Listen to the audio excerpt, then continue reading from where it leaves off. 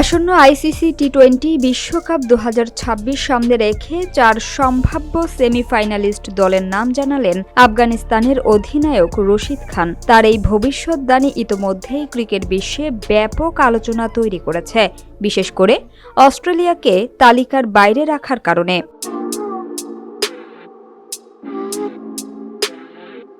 30 জানুয়ারি এক স্পোর্টস চ্যানেলকে দেয়া সাক্ষাৎকারে রশিদ জানান, তার মতে ভারত, আফগানিস্তান, দক্ষিণ আফ্রিকা ও ইংল্যান্ড এই 4 দলই এবারের বিশ্বকাপে সেমিফাইনালে খেলার সবচেয়ে বড় দাবিদার। 55 ম্যাচের দীর্ঘ টুর্নামেন্টে এই দলগুলোর খেলোয়াড়দের মান, অভিজ্ঞতা ও কৌশলগত গভীরতাই তাদের এগিয়ে রাখবে বলে মনে করেন তিনি।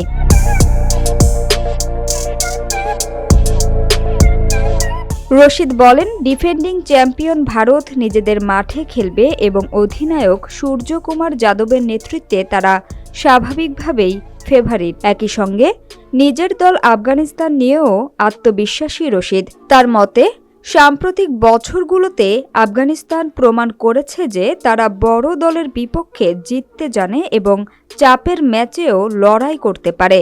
দক্ষিণ আফ্রিকাকে তিনি গ্রুপ পর্ব থেকে নিশ্চিত কোয়ালিফায়ার হিসেবে দেখছেন এবং ইংল্যান্ডকে মূল্যায়ন করছেন চাপের মুখে ধারাবাহিক পারফরম্যান্সের জন্য।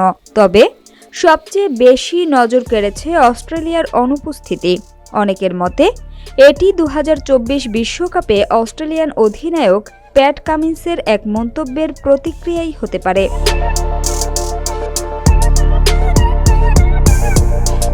2024 আসরের সময় শীর্ষ 4 দলের নাম জানতে চাইলে কামিন্স বলেছিলেন, নিশ্চিতভাবেই অস্ট্রেলিয়া, আর বাকি 3টা আপনারা যাকে খুশি বেছে নিন, আমি পরোয়া করি না। সেবার অস্ট্রেলিয়াকে হারিয়ে প্রথমবারের মতো সেমিফাইনালে উঠেছিল আফগানিস্তান।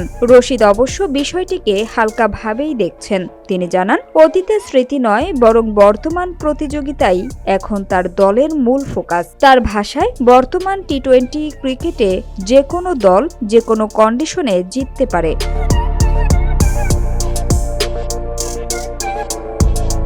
বিশ্বকাপ শুরুর আগেই রশিদের এই মন্তব্য টুর্নামেন্টে নতুন উত্তেজনা যোগ করেছে বলেই মনে করছেন ক্রিকেট বিশ্লেষকরা।